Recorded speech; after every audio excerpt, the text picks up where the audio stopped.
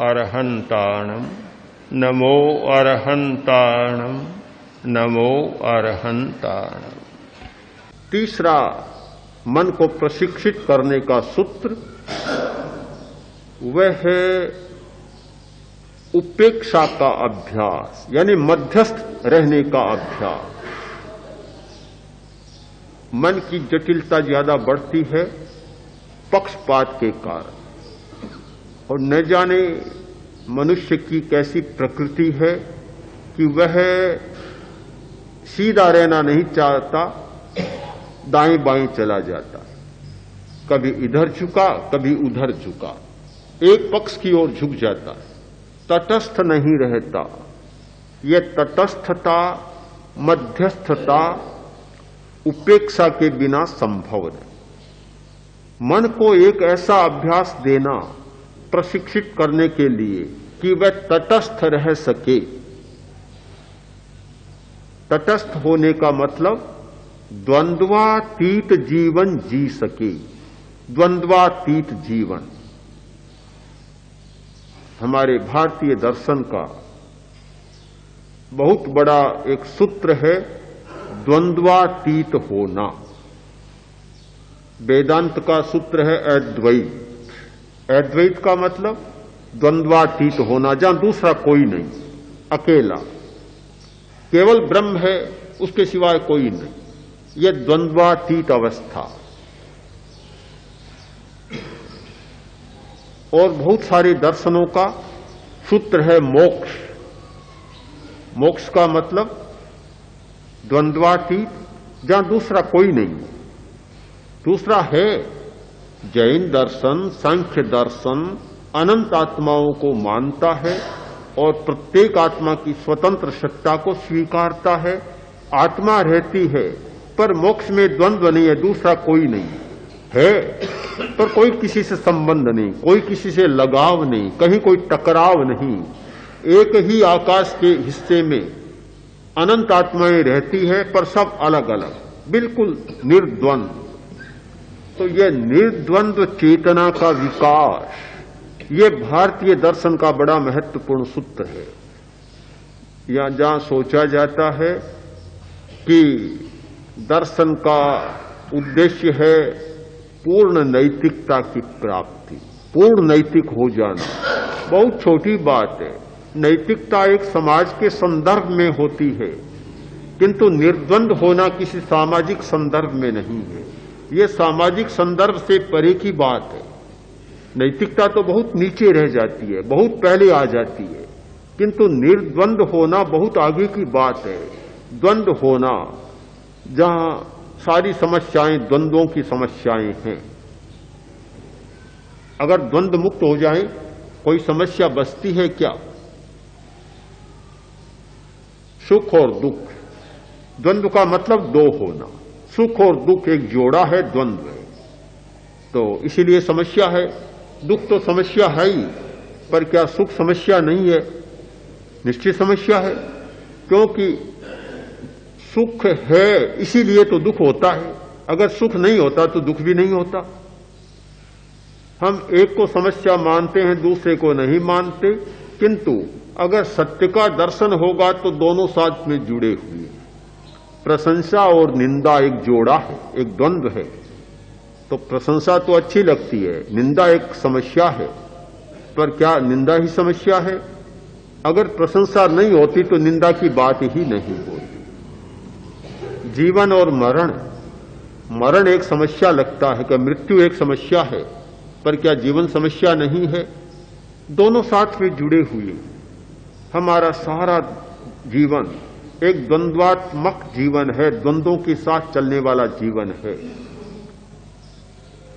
एक अभ्यास निर्द्वंद्वता का अभ्यास देना होगा मन को।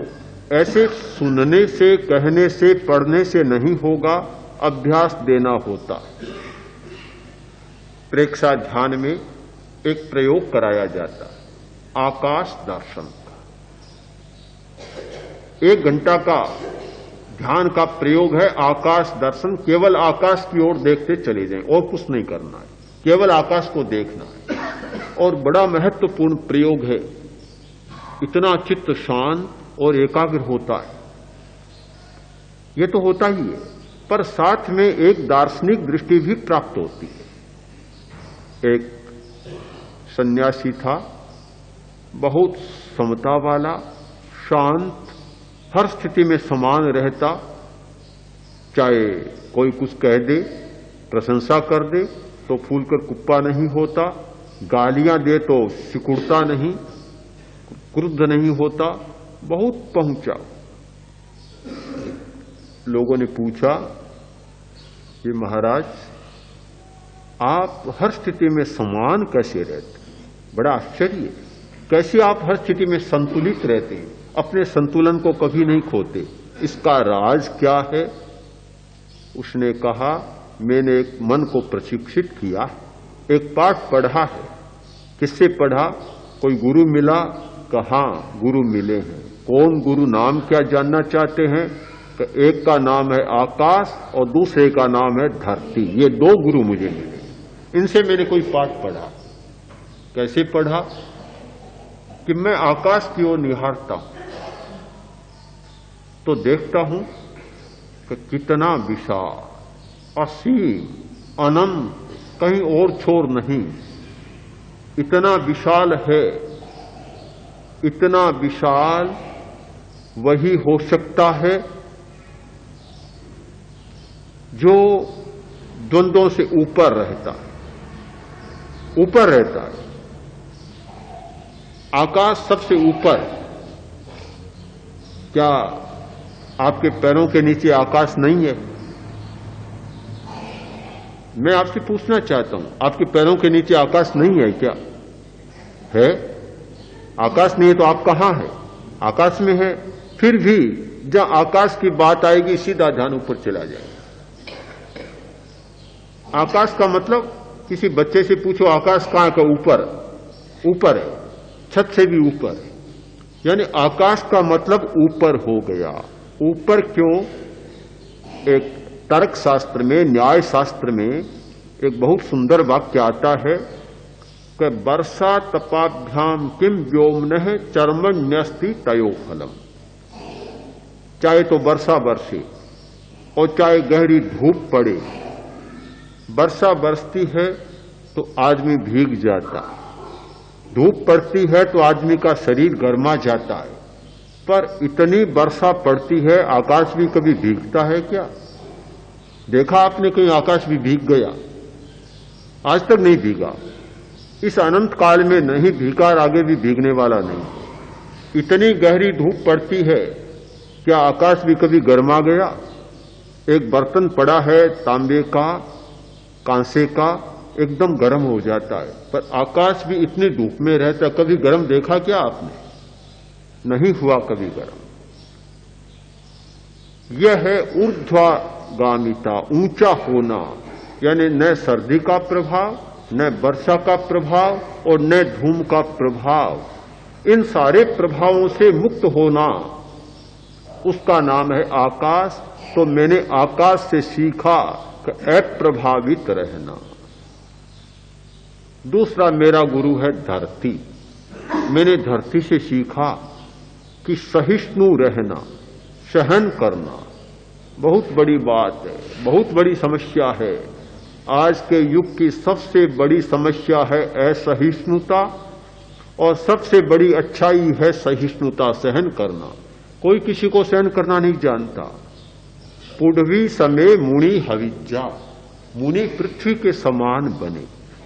यानी पृथ्वी पर क्या क्या नहीं होता, खोदा जाता है, कुरेदा जाता है, अपवित्र चीजें डाली जाती है, खेती की जाती है, सब कुछ किया जाता है, पर कभी पृथ्वी असहिष्णु नहीं बनती। मैंने सीखा कि हमारी धरती, जिस धरती पर हमारे पैर टिकते हैं, हम रहते हैं, इतनी सहिष्णु है।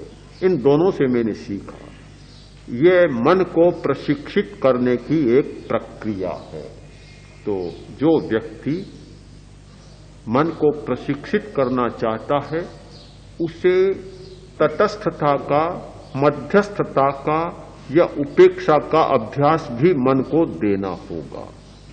तो मन को देने के लिए और भी अनेक अभ्यास हैं।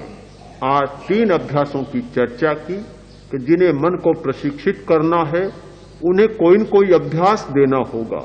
जो लोग अभ्यास नहीं देते और केवल बदल जाना चाहते हैं, यह 3 काल में भी संभव नहीं है। जिसे कुछ बदलना है, जिसे कुछ होना है, उसे अपने मन को प्रशिक्षित करना होगा और मन को प्रशिक्षित करने के लिए उसे कोई सहारा देना होगा, आलंबन देना होगा, अभ्यास देना होगा। उस अभ्यास के सहारे मन का निर्माण होगा और वह एक स्थिति से बदलकर दूसरी स्थिति में जा सके।